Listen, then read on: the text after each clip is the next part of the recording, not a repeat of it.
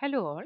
Today I'll be taking the third part of my lecture series on CS 366 Natural Language Processing. I have been taking the module 4 and this is the third portion which is dealing with ambiguity resolution. These are the contents of module 4 and we are in the third topic, ambiguity resolution. Ambiguity occurs when a particular sentence gives us more than one meaning. This can be due to a particular word in the sentence which has got multiple meanings. It can be due to the word senses. How to resolve them? That is what we are going to see here. We have seen many representations in our previous presentations for semantics also, but there is one issue that wasn't resolved in the previous slides. That was the issue of ambiguity. As I said, ambiguity can occur when a particular word or in a sentence would lead us to two different meanings. For example, let us consider a sentence like I want to eat someplace nearby. And these are spoken by two different people. One is a normal person, a human being, and the other person, let us consider it to be Godzilla. So here, in the first case, that is a human being, when says this particular sentence, it means that I want to go to some place which is nearby, go to a restaurant nearby and eat something. But if it is Godzilla, what it meant was, I want to eat the place which is very near to where I am situated. So there is a meaning difference. So how do we understand which is the correct sentence? The theme of eating is actually edible. So some place nearby is actually edible. Is it edible? Or should we consider only the words that mean the human language meaning? So these are some things that we are going to see here. The ambiguities are basically related to the word senses. The word sense actually differentiates a particular meaning in a particular for a particular word. Now, selection restrictions are associated with the senses. For example, let us take the word eat.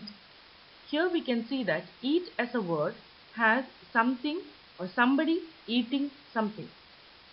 So we can write it as eating, an agent, that is the person who is eating, and the theme.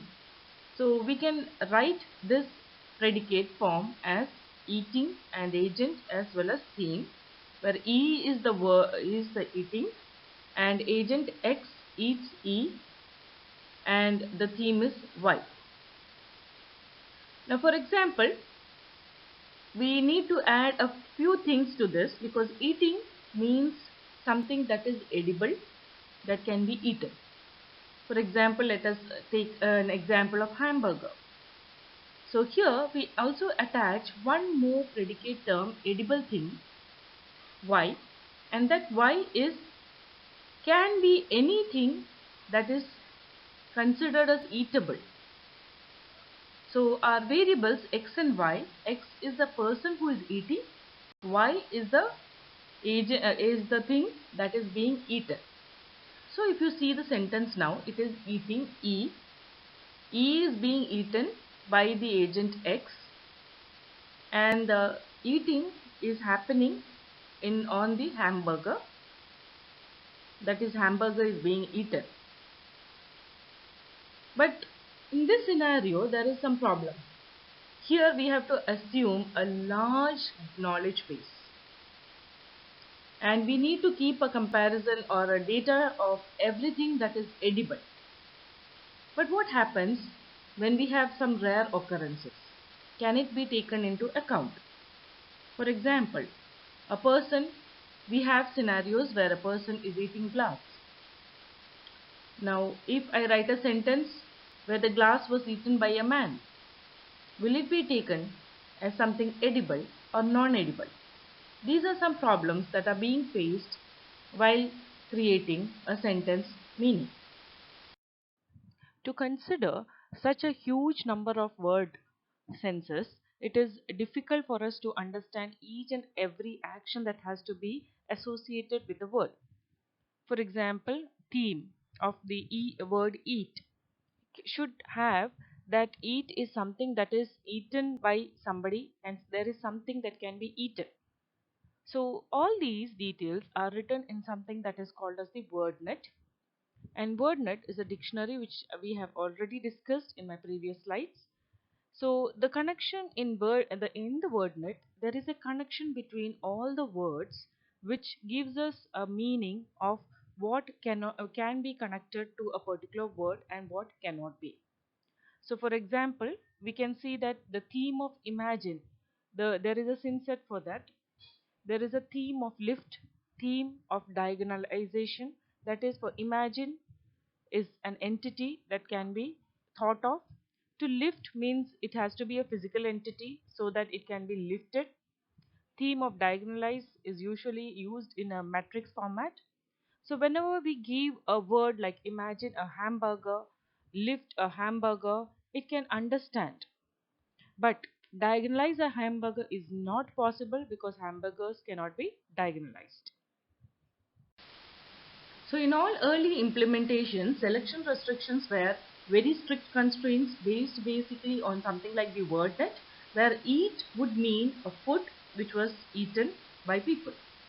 But later on we saw that the selection constraints were actually some kind of a preference that we are giving and need not always give you the result that was required. Because there is a sentence where in the last line, if you see, in his 2 championship trials, Mr. Kulkarni ate glass on an empty stomach, accompanied only by water and tea. So ate glass, will it actually lead us to a meaningful sentence or give us an error? So actually there are 2 ways to add a selection restriction to a parser. The first one is a sequential model and the other one is the incremental model. Actually, the sequential model runs the parser and then checks if the S or the sentence interpretation is reached. If it is not, if the meaning is not correctly formed, then that particular value is discarded. The second one is the incremental model and is more efficient, which we will see shortly. Now let us see the incremental model. Consider the example, he booked a flight to the city for me. The grammar prepositional phrase attaches to the VP or the common noun phrases, and basically we get 5 different structures. But actually there is only a single meaning if you take it as a normal reading sentence. So there are some selection restrictions which are relevant to this, like agent, theme, beneficiary, destination, the objects, if it is nearby, is it an action object, is it a physical object, etc. So that is what is being written in the last line.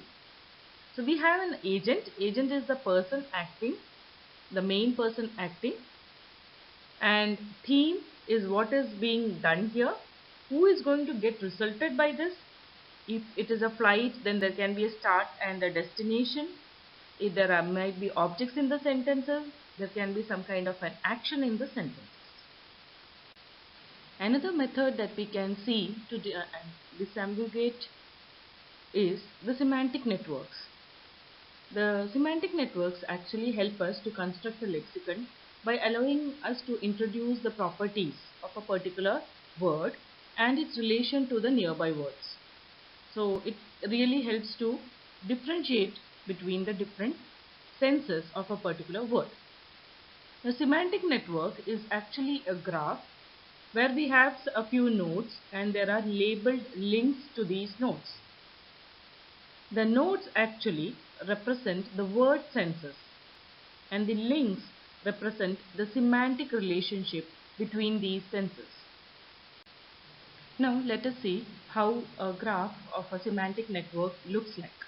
You can see here this figure indicates some semantic relationships between classes of physical and abstract objects. So at the bottom you can see that non-living and vegetable is a subtype of non-animate. S-arc means the subtype, which is a subtype of physical objects which comes under one particular node, which we have represented here has been represented as all. So similarly, there can be many sub-arcs to various nodes which can be connected together to form a semantic networks. The selection restrictions for semantic relations can be stored in a network using the arcs. For this, we are using a new node which is represented in a square box, and it is called as the existential node. Here we can see a box animate is written as a square box, and that is the restriction that we are giving in this particular relation. Now, an important property of the semantic networks is inheritance. Here each node would be inheriting some kind of property from its parent, or itself can have some properties. So if we need to have a particular property, first of all we check if that particular property or role is present in a particular node. If it is not, then we go up the hierarchy from the SR and find if there is a relation or role present in that particular node. So we can check whether a particular node has some properties which has been described either in that node or in any previous link of that particular node. Here now we see a figure which shows a little more in a larger scale. So we have a node called action which has a particular node object bar action, and another node that we have is a transfer action. Now transfer action actually contains the semantic relations of whatever the action has and the object action has. So it contains all the roles of agent at time, at location, and the roles from the object action, theme, instrument, etc. So this is how a simple action hierarchy can be created and used for the semantic network.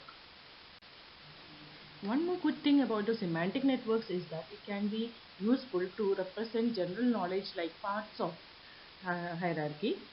This particular term is called as part of because a particular thing, or even example like human beings, have arms, legs, head, etc., which are a part of the body.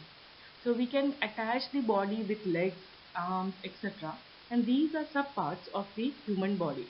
So to represent these can also be done by using the semantic network. Now here we see a subpart relation of a room. Now you can see that the arcs contain subparts, and E-say is an arc. Now E-say shows that house is a room is a subpart of house, and since it is a subpart, you can see that there are two arcs. One is it is a subpart and it is a room. So similarly, the door handle is a subpart of the door. These can be represented easily. So in this case, what happens is whenever there is a question which asks regarding door handle, we can automatically connect it to a main part of this, that is the door. And door can be attached to a house. A room can also be attached to a house. This is a simple semantic network that is showing the relation between the different objects in the house. Now the third method of finding the ambiguity is the statistical word sense disambiguation. This word sense disambiguation is the task of determining the correct sense of a word in context. And this is automatically done, and it is having various uses like in information retrieval, etc. For example, let us consider the word bat. When I say the word bat, it can mean a mammal bat, it can mean a playing bat, etc. Now, which particular sense did it mean in that particular sentence? This is difficult. Now, statistically, we can prove whether this here in a sentence means mammal or something that is used in playing. Now, even selection restriction, which we studied earlier, does not give us a correct result. Some of the methods in statistical methods are unigram statistics, where we take the statistics of a particular word. So, the probability of that particular word which is occurring in that particular context or corpus is found out, and based on it we find the result. But this usually does not give us a correct output. So we consider another method which is taking the words together which are nearer to the particular word in context, or taking a little more larger number of words to find the relation between these words with respect to the main word. So for this is called as the collocations. Now there is another method to do the word sense disambiguation. For this we need to the POS tagging, or to use the word senses instead of using the syntactic categories. For this, the main requirement is a corpus of words which are tagged with their senses, and we need to find the probability of the senses of a word with respect to a window of words. So the window of words would be the nearby words occurring with respect to the word W. Now let us see the method to find the statistical word sense disambiguation. Given a window size of n with the word W, the window can be denoted by the W1 to Wn minus 1. So these are the words which are nearby. W1 to Wn by 2 is the words which are on the left side of the W, and Wn by 2 plus 1 to Wn minus 1 which are on the right side of the W. So those are the words which are nearer to the word W.